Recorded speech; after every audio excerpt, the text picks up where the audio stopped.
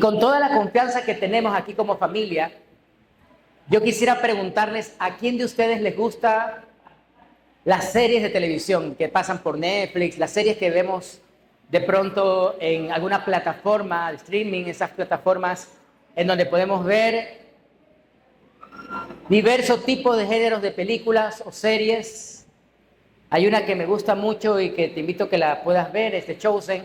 Hace unas semanas atrás estuvimos hablando de Chosen versión cristiana y hablábamos acerca de cómo en esta serie se recrea el ministerio del Señor Jesús con un toque de modernidad muy creativo. No todo es bíblico, hay algunas cosas, bueno, muchas cosas que son una licencia creativa del escritor y del director. Sin embargo, es interesante ver algunos aspectos que son claves para entender un poco el ministerio de nuestro Señor Jesús. Pero hay algo que pasa en todas las series que vemos en estas plataformas, y es que en cada una de ellas existen lo que se llama temporadas. Temporada 1, temporada 2. Y la temporada es un periodo de tiempo en donde se hace énfasis a algo determinado, o donde ocurre algo que conduce en una línea conductiva de todos los siguientes capítulos. Y dice la Biblia que las temporadas en el ser humano también son reales. También existen temporadas para los seres humanos.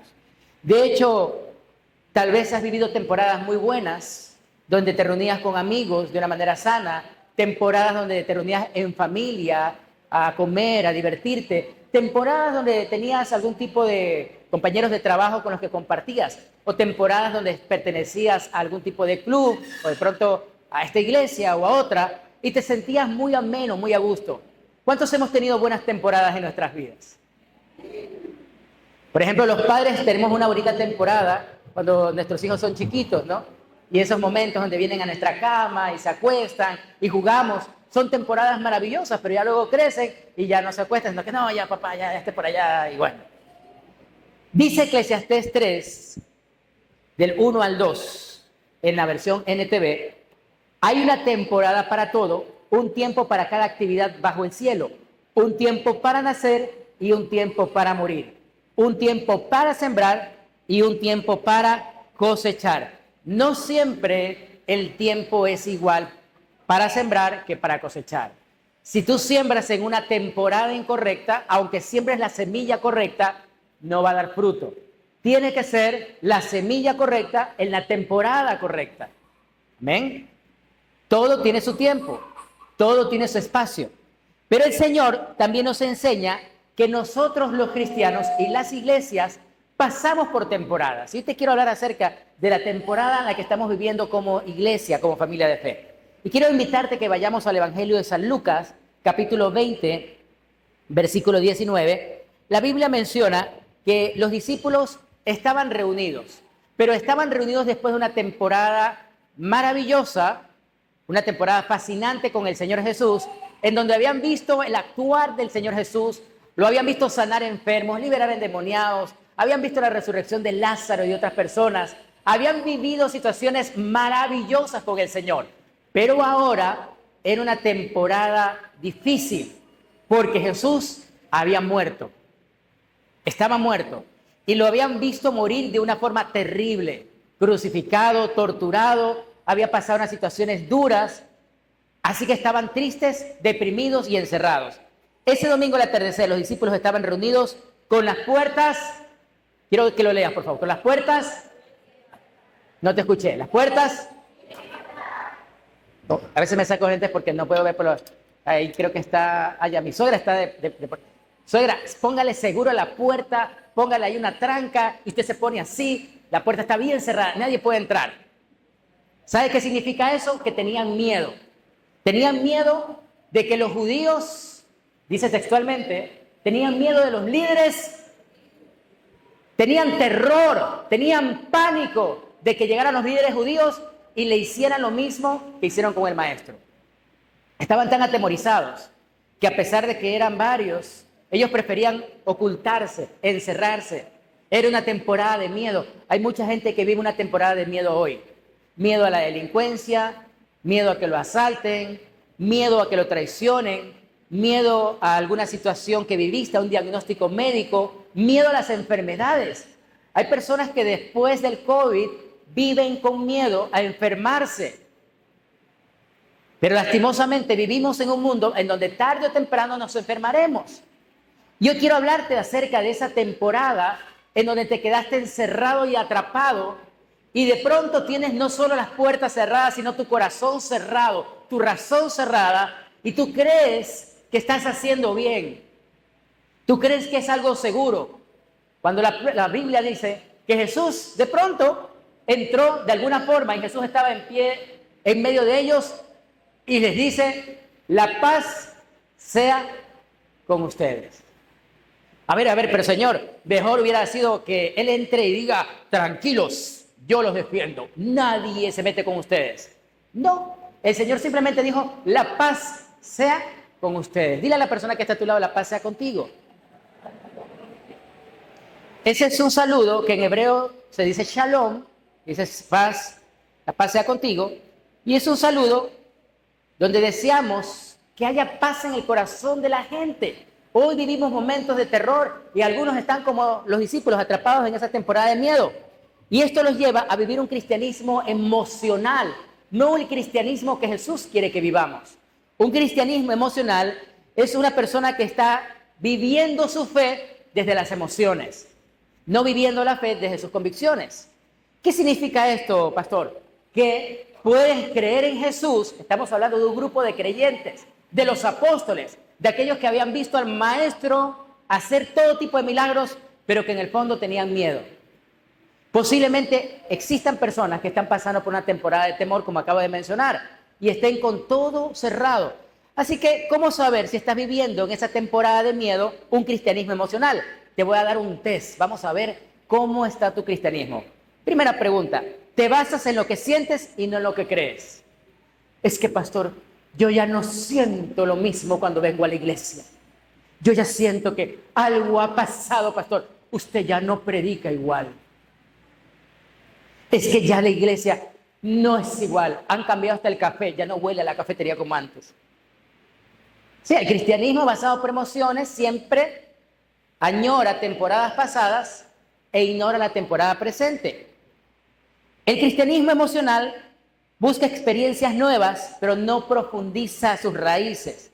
Es decir, quiere lo nuevo, es novelero. El cristiano espiritual es novelero. Entonces, ¿saben qué? Me contaron que en esa iglesia le están profetizando al oído a uno. Una vez una persona me acercó, ¿sabe? Me dijo, esa persona no sabía que yo era pastor, y me dice: ¿sabe qué? Lo quiero invitar a esta iglesia. Y yo dije: pero ya asisto a una iglesia. No importa, es que en esta profetizan al oído.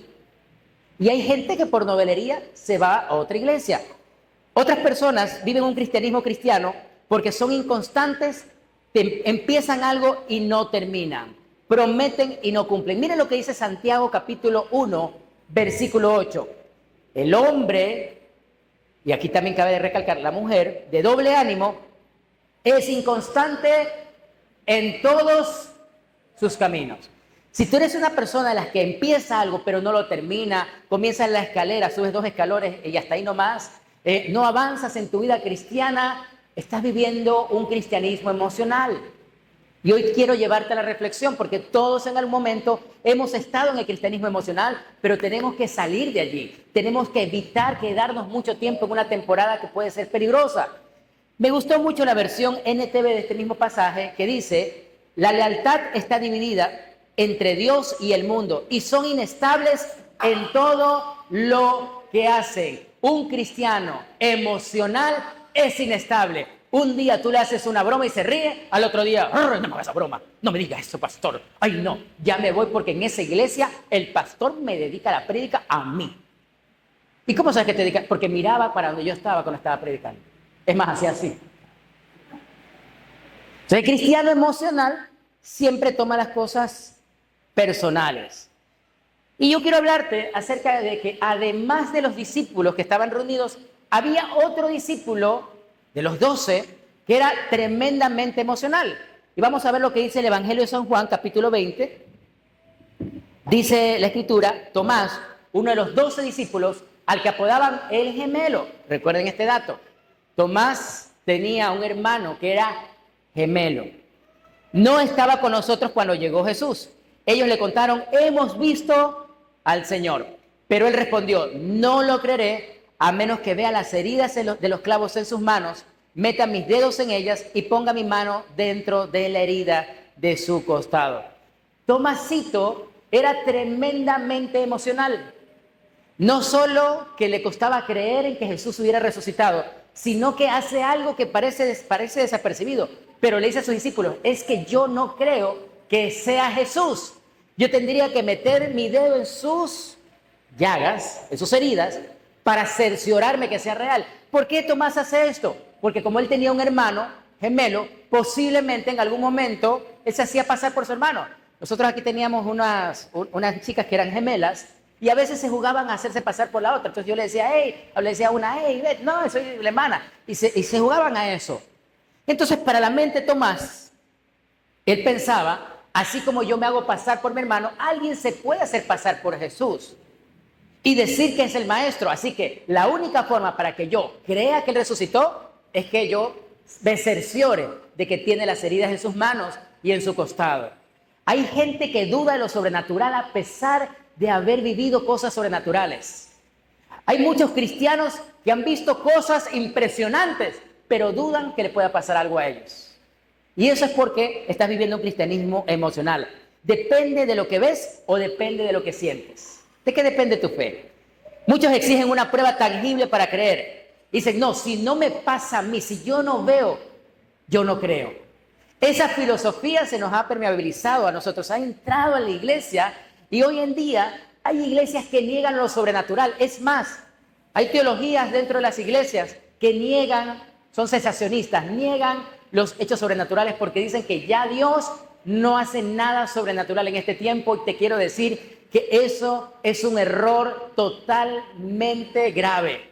Es un error, porque Dios sigue siendo el mismo de ayer, hoy y siempre. Y Dios puede hacer milagros, y los ha hecho. Yo conozco mujeres que no podían quedar embarazadas, hoy son madres. Conozco personas que han sido sanadas por el poder del Señor. Convivo con 3 milagros en mi casa, mis 2 hijos y mi esposa. Son un milagro cada uno. Dios ha hecho milagros en la congregación, los milagros son reales. No lo dudes. Sin embargo, hay personas que son creyentes, son cristianas, pero dudan de los milagros. Muchos se amparan en la palabra para no creer en lo sobrenatural. Entonces solo se dedican a estudiar la Biblia, pero no creen en lo sobrenatural. Y hoy existen los catadores de milagros. ¿Cuáles son estos? Se acercan a las iglesias para saber y estudiar a la persona que fue objeto del milagro. Es decir, vamos a imaginarnos que Enriquito no podía caminar y oramos y se paró. Enriquito comenzó a caminar.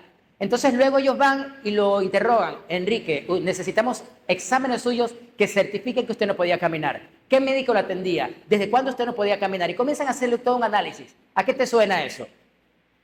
Los fariseos lo hacían con Jesús. Ellos estaban más preocupados en si sanó el sábado, en qué pasó y no en adorar a Dios por el milagro. Así hay mucha gente que se concentra en el cómo y no adorar al Dios que hace milagros. Y eso significa que estás viviendo una fe emocional. Querer saber cómo hace Dios los milagros es imposible, porque Dios hace como Él quiere. No podemos cuestionar a Dios cómo lo va a hacer, pero sabemos que Dios lo va a hacer. Si tú tienes una necesidad, yo no sé cuál sea, pero quiero decirte algo de parte de Dios. Dios te va a ayudar si lo buscas. Dios te va a bendecir, Dios te va a sanar, pero hay que buscarlo.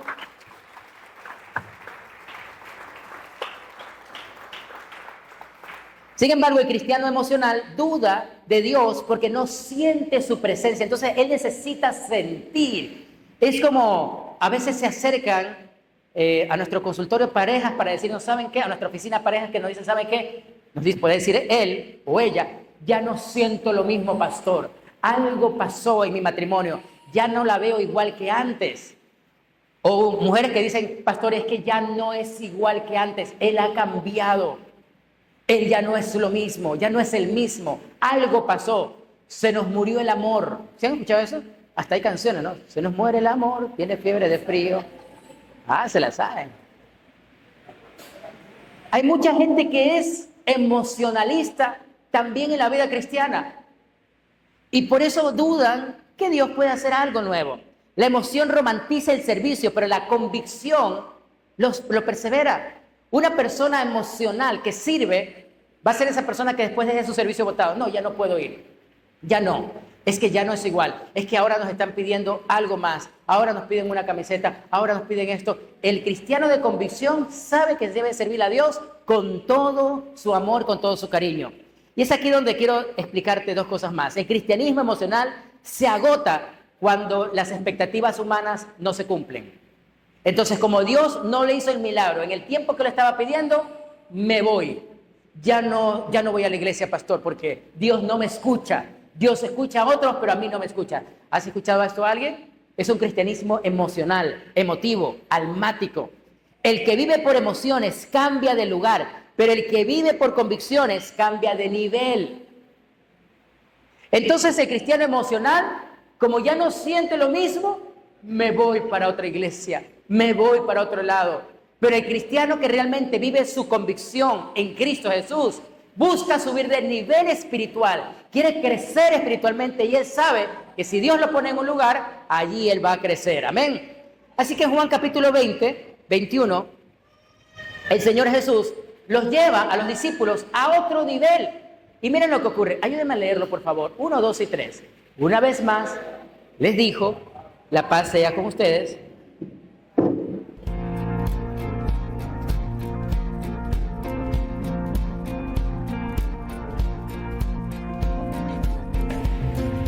Otra vez les habló de la paz y les dijo, así como el Padre me envió, yo los envío a ustedes, pero les dijo algo supremamente importante, ¿saben? No los envío solos, reciban al Espíritu Santo. Y es ahí donde empieza una nueva temporada para la iglesia. Ya ellos no iban a vivir un cristianismo más emotivo, ahora iban a vivir un cristianismo fuertemente guiado por el Espíritu Santo. Y el Espíritu Santo le da testimonio al cristiano de que lo que hizo Cristo es verdad. ¿Alguno de ustedes ha visto a Cristo alguna vez? No. Pero creemos en Cristo porque el Espíritu Santo ha sido el que te ha enseñado a ser testigo de Él. Por eso nosotros como cristianos tenemos que entender que ya no estamos solos, tenemos al Espíritu Santo. Y ahora empieza esa transición de la emoción a la convicción. Los discípulos dicen, ahora tenemos al Espíritu Santo, pero resulta que en esa reunión faltaba un discípulo. ¿Adivinen quién? Sigue el siguiente. Tomasito. Espero que no haya ningún Tomás aquí. El problema de don Tomás es que él tenía que ver para creer. Y por eso Tomás, en ese momento que no estaba, él no vio. Y cuando los discípulos le dicen, Tomás, el Señor estuvo aquí, Tomás respondió lo que ustedes ya acabaron de leer hace un rato. Así que posteriormente el Señor Jesús se aparece nuevamente, dice la Biblia, 8 días después, los discípulos estaban juntos de nuevo, el versículo 26, y esa vez Tomás se encontraba con ellos. Las puertas estaban bien cerradas, otra vez. Pero de pronto, al igual que antes, Jesús estaba de pie en medio de ellos y dijo, la paz sea con ustedes. Entonces le dijo a Tomás, pon tu dedo aquí y mira mis manos. Mete tu mano en la herida de mi costado. Ya no seas incrédulo. Le dijo, cree. Cree. Sal de tu estado emocional y comienza a entender que no puedes vivir una fe guiado por tus emociones. Para poder tener una fe, tenemos que ser guiados por nuestras convicciones. Y nuestras convicciones deben de estar radicadas en la palabra del Señor. No podemos vivir un cristianismo simplemente porque mi sentir me lleva a un día.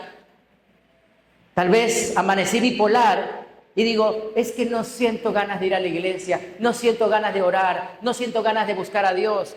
Les voy a confesar algo. Hay días en donde no siento ganas de ir a trabajar. Pero hay dos cosas que me sacan de la cama. El amor por mi familia, porque tengo que sostener un hogar. Y 1,5 metros de felicidad que tengo a mi lado, que me patea y me dice, va a trabajar. Hombre, vago, no quiero. Hay dos cosas que me sacan de la cama. ¿Qué te saca de la cama? ¿Qué te lleva a buscar a Dios? Cuando no sientes ganas. El cristiano por convicción, aunque no siente ganas, voy a orar. Aunque no siento ganas, voy a leer la Biblia. Aunque no sientas ganas, voy a buscar al Señor, voy a ir a la iglesia. Voy a orar por personas, porque no se trata de lo que sienta, se trata de lo que debo de hacer, porque mi Señor me lo pide. Y cuando yo estoy convencido, obedezco, y sé que en la obediencia hay bendición. Y cuando yo hago las cosas por convicción, termino arrastrando mis emociones a mis convicciones, no al revés. El cristiano emocionalista pone sus emociones, las antepone a las convicciones. Por eso muchos son de doble ánimo. Y lo vemos aún en las relaciones. No sé si ustedes conozcan mujeres que son, o hombres que son, cambian de pareja cada rato. ¿Cómo se llama a los hombres que cambian de pareja cada rato? Mujeriegos o grillos, por ahí también le dicen, ¿no? Grillos, hay que fumigar a los grillos. Y a la mujer que cambia de pareja cada rato, ¿cómo se llama? Le dijeron hombreriega, grilla, no sé. ¿Y cómo se le llama a los cristianos que cambian de iglesia cada rato? Hay grillos espirituales. Y es que yo he entendido algo, miren.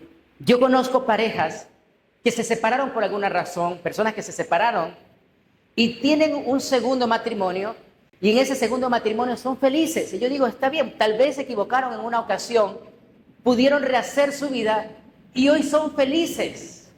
Puede pasar, pero se vuelve muy peligroso cuando una persona se divorcia por tercera, por cuarta, porque se vuelve hasta sospechoso. Algo no está bien, algo está incorrecto. Y son las típicas personas que dicen, es que yo no creo en el amor, porque todos los hombres son iguales, pastor, toditos. Todos son cortados por la misma tijera. ¿Se han escuchado eso? O hombres que dicen, es que todas son iguales, pastor, todas mienten y nunca se arrepienten. ¿Sí? Hay personas que viven pensando eso. ¿Sabes por qué? Porque escogen mal el mismo patrón de conducta, trasládalo a la vida espiritual. Mucha gente vive cambiando de iglesia en iglesia porque en el fondo ellos están viviendo un cristianismo emocional. Y es ahí donde el Señor nos llama la atención y nos enseña a que las emociones deben de ser arrastradas por las convicciones. Y le dice a Tomás, hey Tomás, no seas incrédulo, cree. Y tal vez hoy Dios te está diciendo eso. Estás arrastrando tus emociones por una enfermedad, un diagnóstico médico. Te entiendo, a mí me ha pasado, pero Dios me dice, mijo, no crea lo que dice el médico, crea lo que yo le digo. Estás sano, estás sana, en el nombre de Jesús.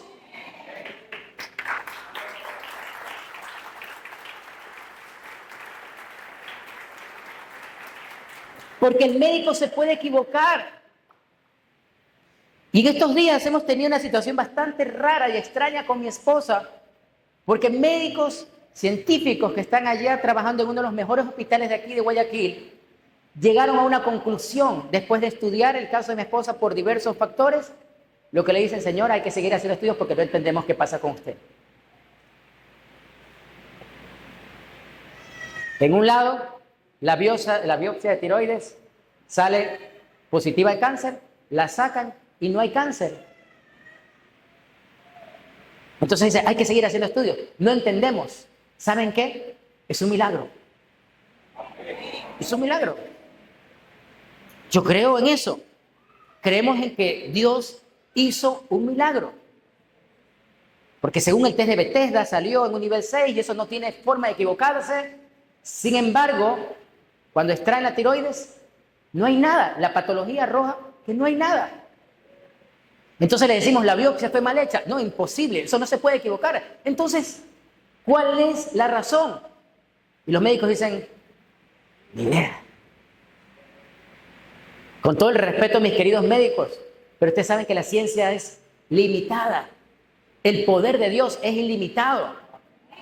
Hay un momento donde la ciencia dice, yo no entiendo qué está pasando, pero nosotros los cristianos, los creyentes, que creemos en lo sobrenatural, sabemos lo que pasa. Huele a milagro. Huele a que la mano de Dios está aquí con nosotros.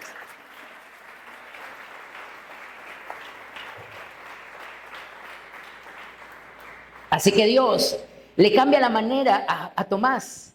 Y es que la convicción no nace de lo que yo siento, nace de quien yo sé quién es Cristo, de aquel que sabe mis necesidades. Por eso Dios nos llama luego de la convicción a la acción.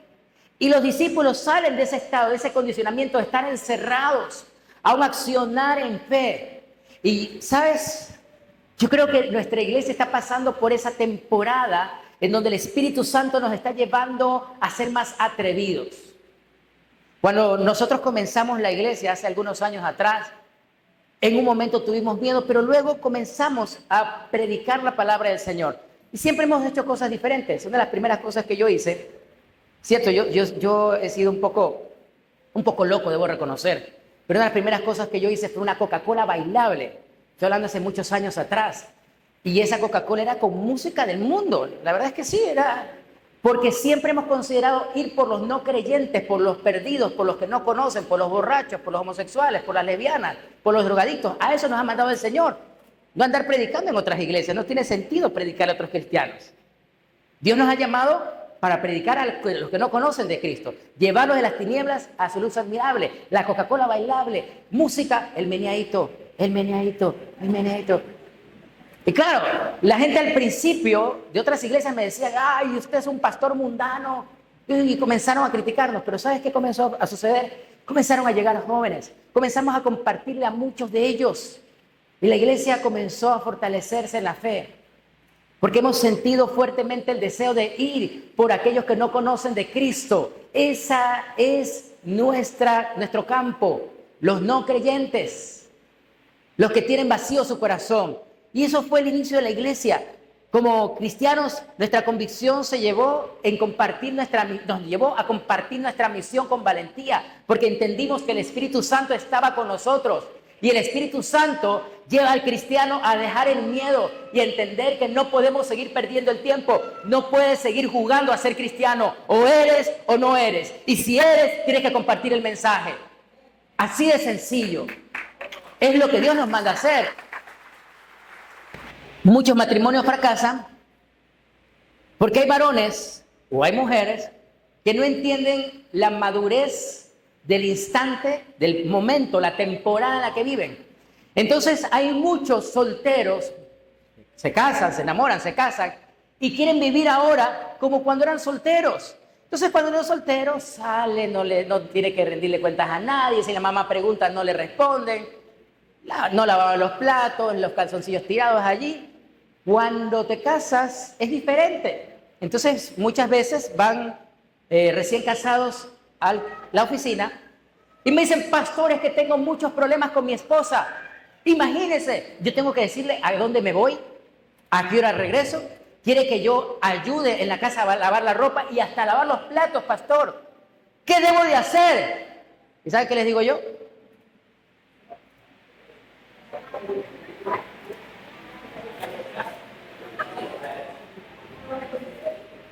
Gracias. ¿Qué cree usted que debe decirle a un hombre que se está quejando? Que ahora tiene que rendirle cuentas a su esposa de dónde va. De que ahora tiene que ayudar en la casa, porque ya no está la mamita que le lavaba los trastes y los calzoncillos. Y se queja que ahora tiene una mujer que le organiza el tiempo. Entonces cuando vienen esos varones, yo lo abrazo y digo, mijo, bienvenido al club.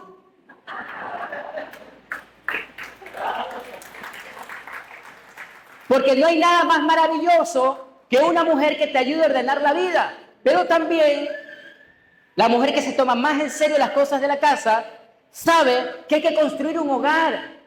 Que no se trata de la casa con 4 paredes y un techo y un piso. Se trata de tener un hogar. Y un hogar necesita reglas, un hogar necesita orden. Pero hay mujeres también que les pasa la factura porque cuando eran señoritas, no estaban casadas, no hacían nada en su casa, uñas largas, limpias, nunca tocaban ni un plato, nunca lavaban ni los interiores porque la mamita se los lavaba. Y ahora que se casan, mi esposo quiere que yo le lave, que yo haga las cosas de la casa. Y ya no quiere comprar comida, sino que yo le cocine. Entonces, ¿sabes qué? Mi esposa es la que le da el abrazo. Mi amor, bienvenida al club. Cuando uno se casa, tiene que construir un hogar. Hay responsabilidades. Hay padres que cuando tienen un hijo, lo que hacen es llama a los abuelitos para que se lo críen. Irresponsable. El hijo es tuyo. O tú llamaste a tu mamá y a tu papá para decirle, papá, mamá, ¿me puedo acostar? No. ¿Consultabas para todo? No. Entonces asume con responsabilidad tu paternidad o tu maternidad. Y abuelos, empujemos a nuestros hijos a ser responsables con la crianza de sus hijos. Los nietos son para malcriarlos los abuelos. Pero los padres tenemos la obligación de educarlos. Por eso, no sé si se han dado cuenta, que los nietos muy sabiamente y astutamente, diría yo, saben que los abuelos se vuelven cómplices, pero en el buen sentido de la palabra. Porque el abuelo está pasando su fase, su temporada de disfrutar al niño. Cuando somos padres, disfrutamos menos que los abuelos, porque estamos preocupados por la crianza, por educarlos. El abuelo estaba preocupado por pasar tiempo de calidad con él, punto. ¿Sí me estoy haciendo entender? ¿Los abuelitos están de acuerdo o no?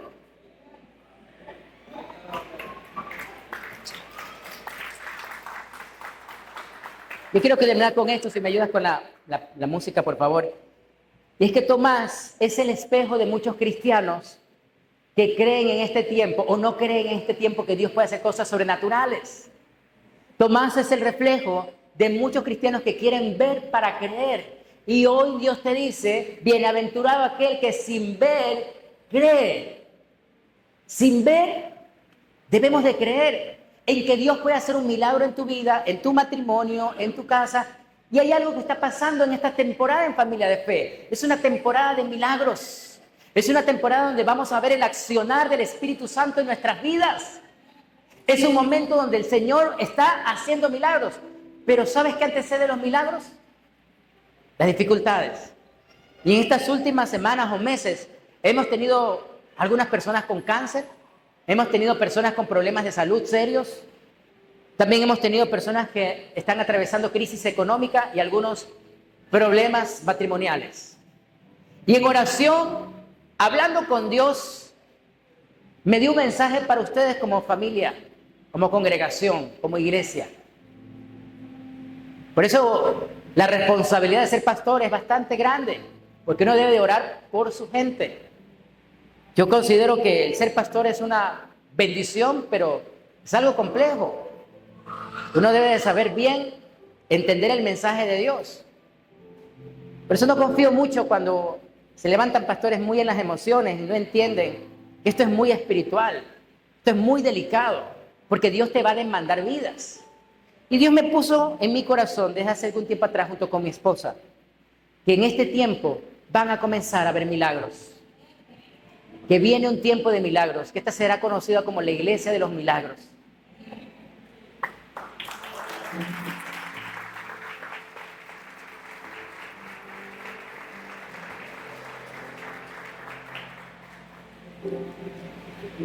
Y va a depender de cada uno, pero no milagros.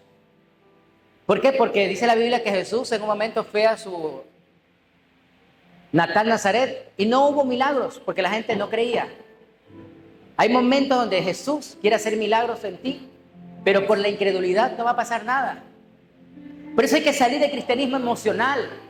Y es fácil reconocer a un cristiano emocional, además de las cosas que te dije, cuando vienen los tiempos de adoración y donde está un ambiente espiritual. El cristiano emocional le cuesta conectarse. Tú lo ves y estamos orando y uno dice, levanta tus manos y comienza a orar y tú lo ves que está así. Los ojos bien abiertos. Mira al lado, mira al otro. Levantan las manos y de pronto le da miedo expresar su fe. Porque siente en lo profundo de su corazón de que eso es algo místico, de que es algo con lo que de pronto riñe su alma. Pero yo te pregunto, ¿acaso Jesús no hizo milagros? ¿Acaso Jesús no sanó a enfermos? ¿Lo hizo o no lo hizo? ¿Por qué dudar que Jesús puede hacerlo ahora? Jesús está haciendo milagros. Hace unos días atrás, unas semanas atrás, vino alguien que tenía un espíritu, estaba poseída por ese espíritu. Y era impresionante ver cómo estaba físicamente. Varios líderes oramos por ella y la liberamos. Y después de unos días vino a la iglesia y nadie la reconoció, porque ahora estaba diferente. Y es que mira, sucede un antes y un después. Cuando Cristo entra a tu vida, Cristo te cambia por completo, hasta la cara te la cambia Dios. Yo veía mis fotos cuando antes de ser cristiano y era bien feo, por eso mi novia conseguía. Pero cuando Cristo viene a nuestras vidas, nos cambia. Y en serio, mis hijos veían una foto y me decían, papá, ahora entendemos por qué mamá tanto tiempo te dijo que no. Es que Cristo te hermosea el rostro, te cambia la forma de ser. Jesús ¿Ha hecho milagros en tu vida? Si tu respuesta es sí, entonces comienza a creer que nuevos milagros vendrán. Y si la respuesta es no, no he hecho milagros en tu vida, en mi vida, entonces cree en los milagros que hay alrededor tuyo, porque el Señor va a comenzar a obrar milagros en esta casa, en esta familia, en esta iglesia. Va a comenzar a hacer milagros en tu vida, en mi vida, porque Él sigue siendo el mismo de ayer, hoy y siempre.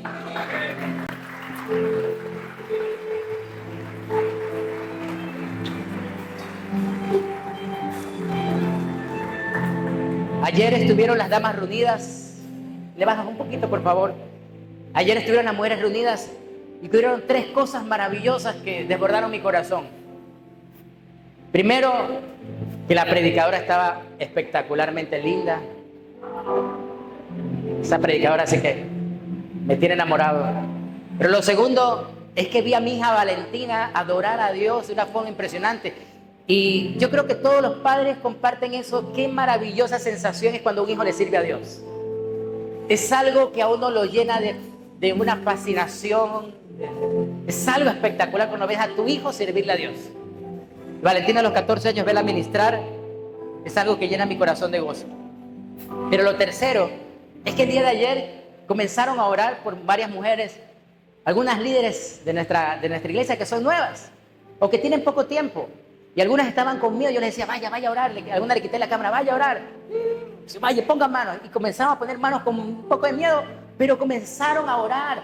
Y eso es bueno, eso es lo que Dios nos manda a hacer, a ir a orar por las personas, que se sanen, que se liberen, a bendecir a las personas. Esa es la esencia del cristianismo, compartir nuestra fe, discipular a otros, enseñarles desde nuestra fe a que Dios también va a obrar un milagro en su vida. No podemos quedarnos callados, familia. Es tiempo de proclamar el mensaje de la cruz, el mensaje que nos salvó y que nos liberó, y llevar a un mundo que no conoce de Jesús, llevarlo a las tinieblas, a la luz admirable de su amor. ¿Cuántos queremos ver un Guayaquil diferente, transformado por el poder del Señor? Si tu respuesta es amén.